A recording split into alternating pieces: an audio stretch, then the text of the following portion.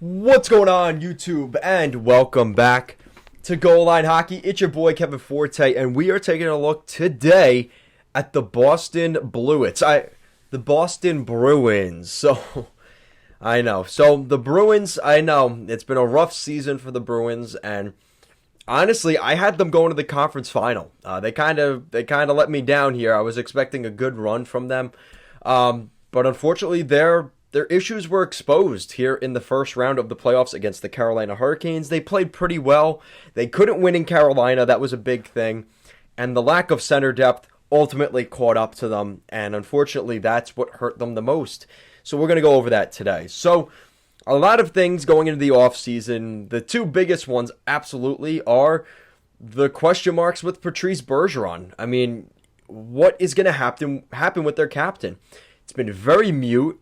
And it makes you wonder, as he's 36 years old, is this the end of Patrice Bergeron in Boston, in the NHL? To what extent is going on here with Bergeron? He's still at the top of his game. I mean, he could definitely go till 40. Barring any injuries, he could go for another 4 or 5 years. And it makes you wonder, what is his mentality right now? Is it to be more with the family while the kids are still somewhat young?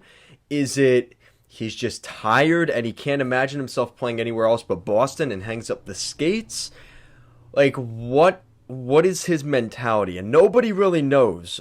Even Marchand was asked about it, and he said, "Listen, we don't talk about that. That's not, I have no control over that, and I'm not gonna put him in a position where, because of what we need him for or this or that, I want him to make it for himself, right?" So, I mean, you're definitely looking at a spot here where that's definitely on the table. And you consider at the last game, the way he was coming off the ice, it does make you wonder, is he coming back or not? Kind of similar to the way the Bruins left Tuukka Rask on Long Island. I was at that game 6 when they got eliminated. It was a very similar exit off the ice, to say the least. So, again, take with that what you will, but that is something we are definitely going to look at. Jake DeBrusk is the other one. I think they have to trade Jake DeBrusk. Now, here's the kind of spin on things now. Jake DeBrusk played really well. He did score a couple goals in the playoffs, but at the end of the season, the Bruins pushed for the playoffs. He was incredible. Definitely one of the best players in the National Hockey League, let alone for the Bruins. He was incredible for them. But again, he just got that extension. Our team's going to want him. What's going to happen there? That's definitely a storyline to look at. So here's what I think is going to happen now. So guys I think are out. Josh Brown on the blue line. Again, wasn't really much, but I think he's out. Anton BLIDH, I think he will be out of the Bruins organization. An early draft pick that never turned into anything. I think he's going to wash up to the shore here. Curtis LAZAR, not terrible, not great. I don't think he needs to come back to Boston. Figure out somebody else. Give some time to some of the younger guys that we'll talk about later on here. I think his expiration date has come in Boston. And of course, Patrice Bergeron. And that's one that I'm more speculating on, but I do think Bergeron is done in Boston. Like I said, whether that's with the Bruins or whether that's with somebody else, his time is done with the Bruins. Whether that's with a new team or he retires, that is still to be determined, in my opinion. But I guess we'll have to wait and see. So guys that have to be traded. This is the next topic, and I mean, I already kind of brushed on one, but it's Jake DeBrusk. I think Jake DeBrusk, ideally you trade him. You move on from some salary. He's making... How much is he making? $4 million on a 2-year deal. That's definitely movable, and teams will find that attractive. I mean, you talk maybe to a team like Seattle, right? They would like a guy like that can score some goals. He's, a fairly good cap hit, not going to kill them too much.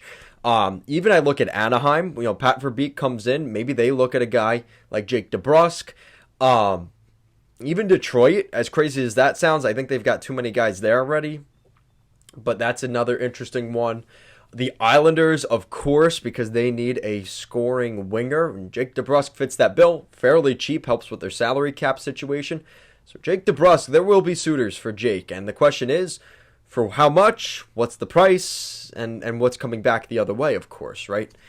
So that's Jake DeBrusk. And I also have Matt GRZELCYK on the blue line. I think the Bruins, if they can change anything on the blue line, they're not moving McAvoy. They're not moving Carlo. I hate to say it, they'd probably like to move Forbort or Riley. They're each getting paid $3 million till 2024. You're gonna kind of have to eat that one. So I do think it would be Matt GRZELCYK. He's making almost $4 million, a little over $3.5 million per year. And he really, again, he's not a bad defenseman. I like him in Boston. He's a good player. I think again, you have to consider that there's another team that wants to acquire the guy in the first place, right? So I think that's why GRZELCYK would be on his way out. Not because he's bad or because he's bad in Boston. I think it's just more of the salary cap implications and things like that. And again, if the Bruins want to make anything of noise in free agency, they are going to have to move him out. With that said, looking at this team, you've got McAvoy, Carlo, and Hampus Lindholm as your three defensemen. And then you could argue whether it's Mike Riley or Derek Forbort as the other guy in that top four, but on the left side. But again, at the end of the day, I think the Bruins, they do need another more formidable defenseman there on the left side, because Riley and Forbort don't really scare you very much, but again, I think they're kind of stuck with that. So that's where we get to up front. And that's been the biggest problem for the Bruins this season. When you look at their lineup, and I just talked about the Minnesota Wild earlier this morning, the problem with the Bruins is they don't have enough center depth. And that's with Bergeron. They don't have a second-line center. Now you throw in, apologize for that, now you throw in the possibility of Bergeron being gone. Now you're really talking. Now you need 2 top 6 centers in Boston. Now they could do that. That is on the table. So this is what you have right now down the middle. Bergeron, Haula, Coyle, and Thomas Nosek. And you have a guy like Trent Frederick on the wing that can also play center. So the Bruins, for the most part, do not have a great center depth. And this is nothing against Haula or Coyle, but those are decent third-line centers. I wouldn't say neither of them is a second-line center. And that's where the Bruins couldn't match up well against Carolina, because Carolina's second and third-line centers were much better. And I think that was a problem that they really couldn't get over. Here, let me get to Carolina, just so you guys can see what Carolina's center core. Yeah, like, this is a really good center core. They've got Trocheck, Stahl, and Kotkaniemi as their 3 centers. That's way better than the Bruins' second, third, and fourth line centers. And not to mention, even Marty Necas was playing the wing. He could play center. So just overall, just Carolina was more dominant down in the middle in their depth. And any playoff team that Boston would have to go up through, they're going to have a pretty good center core. You know, even last year, who did they lose to last year? The New York Islanders. What was their center core? Barzal, Nelson, and Pajot. Those are 3 really solid centers, you know, and well regarded around the National Hockey League. So I think the Bruins they didn't have the center depth, and that's where now that's something that they need to focus on, because here's the thing. So I'm looking at them right now. Marchand, DeBrusk, Hall, Pasta. Let's say DeBrusk and Bergeron leave. That's 2 top 6 guys out. Frederick, Smith, Lazar, Foligno, Coyle, and Nosek in your bottom 6. None of those guys are really going to replace DeBrusk, Bergeron. It's not going to happen. You have to find that in the free agency market or the trade market. And I think that's where the Bruins are at. And that's why you might have to give up DeBrusk and GRZELCYK in a hockey trade probably to get somebody back. Whether you trade DeBrusk for I don't even know. Maybe you find someone. Maybe you trade DeBrusk for a prospect and a draft pick, a guy that's a younger player. He's coming on he's on his entry level contract. That's more valuable to the Bruins because they could fit him under the cap. He might be able to swing into the top 6, right?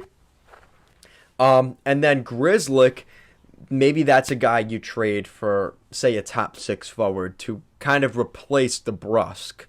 Because he doesn't want to be there. And to some extent, maybe you keep DeBrusk because it's like, well, he wants to leave. Well, screw it. We need him. And I think that's kind of the cat and mouse game that the Bruins have been playing with DeBrusk. It's like, until we have a guy that can replace you, we're not going to trade you out, right? So I think you have to look at it from that perspective as well. So this is where some of the younger guys coming in, this is where this is important. Because if they were to trade Bergeron and DeBrusk, hypothetically, I'm not saying talent-wise they will easily replace them, but these are the guys that would jump into the lineup. Jack STUDNICKA could be a center down the middle. And FABIAN LYSELL, who was their 2021 first round pick. They really like FABIAN LYSELL.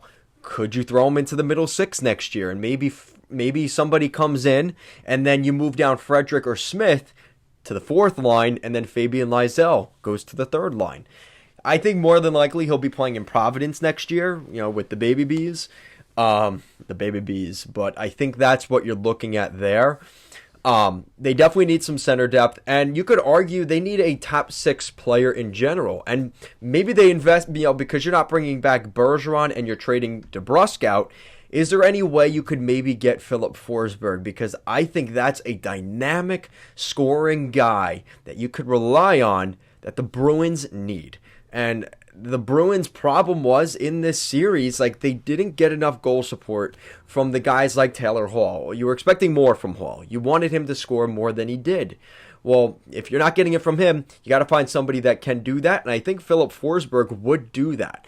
And it would maybe take a little bit of the steam of Bergeron leaving. Of course, that's going to sting. There's no doubt about that. Bergeron retiring or leaving the Bruins would be huge. That would be a really tough loss for them. But again, if you bring in a guy like Forsberg, a dynamic scoring winger, that definitely eases the blow. But again, you still have to get a center. With that said, again, this is if you trade DEBRUSK and Bergeron leaves, you need to fill two holes there. And that's just to get them back to where they were, where they still have problems down the middle with Howlett as your second line center. So I don't know what the Bruins do here. Is this the beginning of a retool/rebuild? Because if Bergeron doesn't return, does the mentality shift to, we have a window right now, to, well, Bergeron's gone. Now you have to start to question, does Pastrnak want to stay? Does Marchand want to stay? And that's kind of when you have to start to evaluate maybe those guys. Are they on their way out of Boston? But I guess that's something we could talk about if/when Patrice Bergeron leaves the Bruins. But let me know what you guys think in the comment section down below. What do you think is going to happen to Bergeron? I think that's the ultimate point of emphasis right now, because to talk about, well, what's the future of the Bruins, I think a lot of that has to be answered first with what Bergeron will do. So let me know what you guys think. Thank you so much for watching, and I'll see you again next time.